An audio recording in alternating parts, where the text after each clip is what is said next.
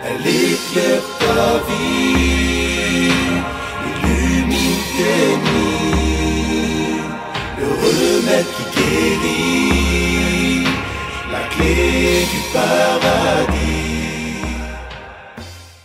Bismillahirrahmanirrahim. Alhamdulillahi Rabbil Alamin.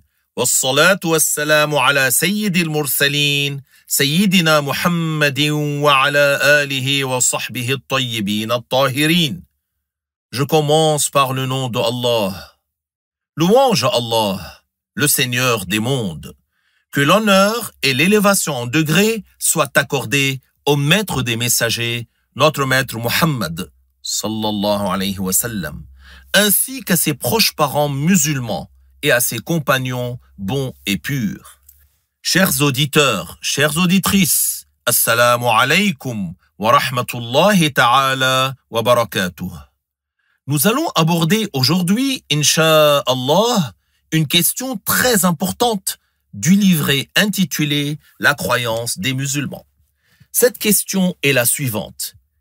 Quelle est la preuve qu'il est permis de commémorer le Mawlid prophétique honoré, c'est-à-dire de commémorer la naissance bénie du messager de Dieu, sallallahu alayhi wa sallam? La réponse est que la preuve religieuse sur le caractère permis de la commémoration du Mawlid est le fait qu'il y a eu unanimité des savants sur ce sujet. En effet, l'unanimité des savants est une preuve religieuse, comme on l'a expliqué dans un cours précédent de cette même série. Donc, parmi les choses sur lesquelles il y a eu unanimité de la communauté à considérer comme étant une chose que la religion incite à faire, il y a la commémoration de la naissance du prophète sallallahu alayhi wa sallam. En effet, cette commémoration fait partie des actes agréés, comportant un bien éminent, et ce, en raison de ce que cette célébration comporte comme manifestation de joie et de réjouissance pour la naissance honorée du prophète sallallahu alayhi wa sallam. Et même si cette célébration n'avait pas lieu durant la vie du prophète sallallahu alayhi wa sallam, elle fait partie des bonnes innovations sur lesquelles les savants de la communauté ont été en accord unanime sur le fait qu'elles sont autorisées. Cette célébration a eu lieu pour la première fois au début du 7e siècle de l'Hégire. Elle a été instaurée par un homme pieux, savant, combattant, nommé Al-Muzaffar, qui était le roi de Irbil. Il avait réuni à cet effet de nombreux savants de son époque qui avaient considéré que son acte était un grand bien. Ils en ont fait l'éloge et ne l'ont absolument pas blâmé pour son acte. Il en a été de même de tous les savants qui sont venus après eux. Aucun d'entre eux n'a réprouvé la pratique de cette célébration. Bien plus, le Hafiz ibn Dihya et d'autres ont composé des ouvrages à ce sujet. Cela a été considéré comme étant un grand bien par le Hafiz al-Iraqi, le Hafiz ibn Hajar, le Hafiz al-Suyuti et d'autres que, jusqu'à ce qu'apparaisse au siècle dernier un groupe de gens qui prétendent que Dieu serait un corps et qui renient le tawassul. Ces gens-là ont renié la célébration du Mawlid. Ce faisant, ils ont rejeté ce que la communauté entière avait toujours considéré comme étant un bien, à travers les époques successives, et ils ont prétendu, du fait de leur ignorance et de leur arrogance dans le domaine de la religion, que ce serait une mauvaise innovation. Ils ont dit bid'a dalal, en avançant comme élément pour appuyer leur argumentation un hadith qu'ils ont mentionné hors contexte. Ce hadith est le suivant: Kullu muhdathatin bid'a wa kullu bid'atin dalalah, dont le sens mot à mot serait que toute chose nouvellement instaurée serait une mauvaise innovation. Ils ont voulu par là duper les gens. D'abord, sachez, chers auditeurs, que oui, c'est un hadith dont la chaîne de transmission est forte. Mais sa signification est différente de ce qu'ils prétendent. Il signifie seulement que ce qui est instauré après le prophète est une mauvaise innovation, hormis ce qui est en accord avec la loi de l'islam. Car dans ce cas, cela n'est pas quelque chose de blâmable. Ainsi, le terme arabe « kull », traduit partout en français, veut dire dans ce contexte la plupart, et non pas la totalité sans aucune exception. Tout comme cela est parvenu dans la parole de Dieu, Azza wa Jal, à propos de la tempête que Dieu a envoyée au peuple du prophète Houd et qui a détruit, dans le Coran, Tudammiru kulla shay. Littéralement, elle a détruit toute chose, alors qu'elle n'a détruit ni la terre, ni les montagnes. C'est-à-dire, elle a détruit ce que Dieu veut qu'elle détruise. Par ailleurs, il est rapporté dans un hadith qui a une forte chaîne de transmission et qui est mentionné dans le Sahih de Muslim et dans d'autres recueils de hadith, que le messager de Dieu, sallallahu alayhi wa sallam, a dit « Man sanna fil islami sunnatan hasana, falahu ajruha, wa ajru man amila biha ba'dah » Ce qui veut dire en français, quiconque instaure dans l'islam une bonne tradition, on aura la récompense, et une récompense chaque fois que les gens la feront après lui. C'est pour cela que l'imam Ash-Shafi'i, que Dieu l'agrée, a dit « Les innovations dans la religion sont de deux sortes, les louables et les blâmables.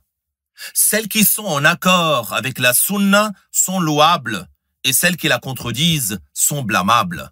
Ceci a été rapporté de lui par l'imam Al-Bayhaqi et d'autres. » Chers auditeurs, prêtez bien attention à ce que le Hafiz As-Suyuti a dit lorsqu'il avait été interrogé au sujet du Mawlid honoré dans l'épître qu'il a intitulé Husnul Maqsid fi Amalil Mawlid, l'objectif correct dans le fait de célébrer le Mawlid.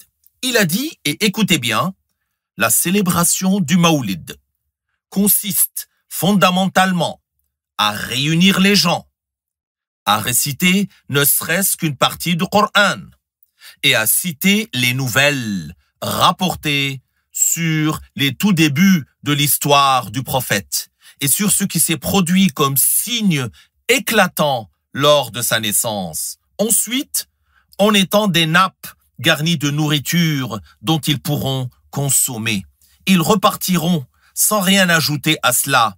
Cela fait partie des bonnes innovations pour lesquelles celui qui les accomplit sera récompensé en raison de ce que cela comporte comme glorification du degré du prophète et comme manifestation de joie et de réjouissance à sa naissance honorée. D'ailleurs, le Hafiz As-Suyuti a dit qu'il a trouvé une référence pour la célébration du Mawlid dans les textes religieux. En effet, lorsque le messager de Dieu, sallallahu alayhi wa sallam, fut interrogé à propos du jeûne du lundi, qu'est-ce qu'il a dit? Dhaka yawmun wulidtu fih, ce qui signifie c'est le jour où je suis né. C'est une allusion à quoi? Au fait qu'il est permis que l'un d'entre nous accomplisse un acte d'obéissance, que ce soit un jeûne ou autre que le jeûne, afin de remercier Dieu pour une grâce qu'il nous a accordée. Et le Hafiz ibn Hajar al-Asqalani a trouvé une autre référence qui est dans l'incitation à jeûner le jour de Ashura par remerciement à Dieu d'avoir sauvé le prophète Nuh du déluge et le prophète Moussa de Pharaon. Et il a dit que c'est une bonne chose de répéter cet acte d'obéissance à Dieu tous les ans à la date anniversaire à laquelle la grâce avait été accordée. Subhanallah. Donc il n'y a aucun mal à commémorer la naissance du prophète en faisant des actes d'obéissance par remerciement à Dieu pour nous avoir envoyé le prophète Mohammed sallallahu alayhi wa sallam, la miséricorde offerte. Chers auditeurs, si on vous dit, mais est-ce que le prophète a commémoré sa naissance? La réponse est par une question. Est-ce que le prophète a ordonné d'écrire l'expression sallallahu alayhi wa sallam après l'écriture de son nom dans les récits qu'il a envoyés aux 14 rois et gouverneurs? La réponse est non. Et pourtant, les musulmans du monde entier le font et c'est une bonne chose. Et si l'on vous dit, et est-ce que Abu Bakr a commémoré la naissance du prophète sallallahu alayhi wa sallam? Nous leur disons, mais Abu Bakr a rassemblé le Coran en un seul endroit et le messager de Dieu sallallahu alayhi wa sallam ne l'avait pas fait. C'est clair pour vous? Et s'ils vous disent, est-ce que Omar a commémoré la naissance du prophète? Nous leur disons, mais Omar a réuni les gens pour la prière de Tarawih en assemblée, alors que le messager de Dieu ne l'avait pas fait. Voilà, ce sont de bonnes innovations. Voilà ce qu'on leur dit, après quoi ces gens-là n'ont plus aucun argument. À ceux qui te disent qu'il est interdit de fêter le Maoulid, cite-leur ce que les gens font à l'occasion de la commémoration de la naissance du prophète, la récitation du Coran. Et sans aucun doute, c'est un bien. Et qu'est-ce qu'ils font également? Des invocations en faveur du prophète, sallallahu alayhi wa sallam, as-salat ala nabi. Et c'est assurément un bien aussi. Qu'est-ce qu'ils y font d'autre? Ils distribuent de la nourriture par amour pour le messager et par recherche de l'agrément de Dieu. Qu'est-ce qu'ils y font aussi? Ils chantent des madih, des éloges du prophète. Or, Allah Ta'ala lui-même a fait l'éloge du prophète. Voilà, c'est clair. Maintenant, si quelqu'un demande, et pourquoi le messager de Dieu, sallallahu alayhi wa sallam, n'a pas commémoré le jour de sa naissance? Et malgré cela, nous le faisons. La réponse, c'est que le prophète, sallallahu alayhi wa sallam, n'a pas commémoré le jour de sa naissance, comme nous le faisons aujourd'hui, pour des raisons. Des raisons qui ressemblent aux raisons pour lesquelles le prophète sallallahu alayhi wa sallam n'a pas ordonné de rassembler les gens derrière un seul imam pour les prières de Tarawih, alors que les gens se réunissent pour cela depuis l'époque de notre maître Omar, que Dieu l'agrée. Tout comme le prophète sallallahu alayhi wa sallam n'a pas donné l'ordre de faire un deuxième appel à la prière le jour de vendredi avant la prière. Et pourtant, depuis l'époque de notre maître Othman, que Dieu l'agrée, les gens font un deuxième appel à la prière ce jour-là. Tout comme le prophète sallallahu alayhi wa sallam n'a pas donné l'ordre à celui qui était prisonnier et qui allait être exécuté d'accomplir 2 rak'ah avant d'être exécuté. Et pourtant, Khubayb, fils de Adi, a instauré cela alors qu'il n'avait pas entendu le prophète sallallahu alayhi wa sallam dire pareille chose. Tout comme le prophète sallallahu alayhi wa sallam n'a pas donné l'ordre de construire des écoles de religion, les fameuses madrasas. Il n'a pas non plus donné l'ordre de mettre les points au-dessus et en dessous des lettres de Mus'haf, ni non plus ordonné de construire des mihrabs concaves dans les mosquées. On peut en fait citer de nombreuses choses que le prophète n'a pas donné l'ordre de faire, mais qui sont de bonnes choses, des choses louables.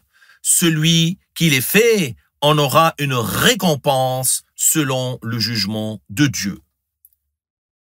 La raison pour cela est que le prophète sallallahu alayhi wa sallam était occupé par des choses prioritaires. Oui, le prophète sallallahu alayhi wa sallam était occupé par la mise en place des bases de cette religion, par l'enseignement des fondements, par la diffusion des fondements de la religion, la diffusion du tawhid, la croyance en l'unicité de Dieu, par l'enseignement aux gens des questions de référence, par l'enseignement aux gens de la voie et de la méthode qu'ils doivent suivre. La mise en place des bases et des règles de la religion l'a donc occupé. C'est pour cela qu'il n'a pas parlé en détail de chaque question qui aura lieu dans le futur. Comment alors pouvons-nous connaître le jugement des choses dont il n'a pas parlé?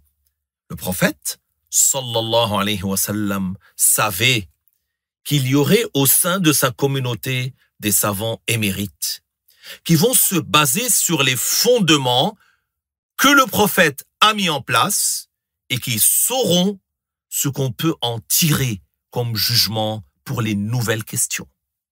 Des savants qui vont prendre les règles de base établies par le prophète et ils sauront ce qu'on peut en déduire. Ils prendront les textes que le prophète a enseignés et ils sauront faire des analogies dessus afin de donner pour les sujets nouveaux des jugements corrects, fondés sur les jugements que le prophète avait donnés. Sallallahu alayhi wa sallam. Pour rapprocher les choses, juste pour rapprocher les choses. Si toi tu demandes à quelqu'un de t'accomplir un travail, et toi tu sais qu'il fait bien son travail, et c'est ce qu'il fait, qu'est-ce que tu vas dire? Tu vas lui indiquer les fondements et les bases, puis tu lui demandes de faire le travail. Et tu ne lui dis pas tous les détails. Pourquoi? Parce que tu sais qu'il connaît bien tous ces détails. Il sait comment construire sur les fondements que toi, tu lui as indiqués. Et je répète, ça c'est juste pour rapprocher les choses à l'esprit. Le prophète savait qu'il allait y avoir dans sa communauté de grands savants émérites, capables de déduire des jugements pour les nouvelles questions à partir des fondements et des textes qu'il a énoncés. Même si le prophète, sallallahu alayhi wa sallam, n'a pas mentionné les jugements de ces questions explicitement. D'ailleurs, si le prophète voulait citer tous les sujets qui allaient se produire par la suite et dire pour chaque question le jugement est ainsi, le jugement est ainsi, alors sa vie serait passée et il n'aurait pas pu tout mentionner. D'autant plus que cela l'aurait détourné de l'établissement des fondements et des bases qu'il était en train de mettre en place. Donc, en ce qui concerne les choses innovées, comme la commémoration du Maoulid, la naissance honorée du prophète, et beaucoup d'autres choses qui sont pratiquées alors qu'elles ne l'étaient pas à l'époque du prophète, de deux choses l'une. Soit elles sont conformes aux règles que le prophète lui-même a mises en place, les règles qu'il a indiquées, soit ces nouvelles choses ne sont pas conformes aux règles que le prophète a enseignées. Si elles sont conformes aux règles, alors bienvenue à ces choses-là. Elles sont acceptées selon la loi de l'islam. Et si elles ne sont pas conformes aux règles, alors elles sont rejetées selon la loi de l'islam. C'est sur cette voie qu'ont marché les savants musulmans. À partir de là, il apparaît clairement que la commémoration du Maoulid, qui est une bonne tradition, ne représente pas du tout un ajout dans la religion et ne sous-entend pas du tout que la religion ne serait pas complète, car tout simplement, cette commémoration est conforme à la religion. Donc, à partir des règles de la religion, les règles enseignées par le prophète, nous savons que cette commémoration est permise. Également pour rapprocher les choses à l'esprit, et uniquement pour cela. Si une personne apprend la règle qui stipule que tout ce qui sort des deux orifices inférieurs annule le wudu, sauf le mani, puis il sort d'elle du sang, même s'il ne lui a pas été dit par le passé explicitement que la sortie du sang par les orifices inférieurs annule le wudu, cette personne pourra faire l'analogie sur cette règle et dire que la sortie du sang annule le wudu. En procédant ainsi, elle n'aura pas donné un jugement sans science, elle n'aura pas agi contrairement à l'enseignement du prophète, et ce, même si le prophète n'a pas dit textuellement que la sortie du sang de l'un des deux orifices inférieurs annule le wudu. Et il en est de même pour les autres sujets. Donc, nous n'avons pas à dire comme ce sujet n'était pas à l'époque du prophète, ou bien comme le prophète n'a pas donné l'ordre de le faire spécifiquement par un texte, alors on ne le fait pas et on l'évite. Non, non. Pour récapituler, nous disons, la chose nouvelle est étudiée en tenant compte des règles de la religion. Ce qui est conforme aux règles de la religion est accepté, et ce qui est en opposition aux règles de la religion est rejeté. Et c'est ainsi que le prophète nous a enseigné. Chers auditeurs, depuis que le Mawlid a été innové par un cheikh pieux et pur, appelé Omar al-Malla al-Mawsili, et par un roi glorifié et savant appelé Al-Muzaffar, dont on a parlé au début, depuis qu'ils ont tous les deux innové la commémoration du Mawlid du prophète, les savants de l'islam ont été d'accord avec eux sur cela. Et cette pratique demeure ainsi acceptée jusqu'à nos jours. Pourquoi? Parce qu'elle est conforme aux règles que le messager de Dieu avait enseignées. Voilà pour aujourd'hui, chers auditeurs. Et encore une fois, merci pour votre écoute. Barakallahu fikum. Wassalamu alaykum wa rahmatullahi wa barakatuh.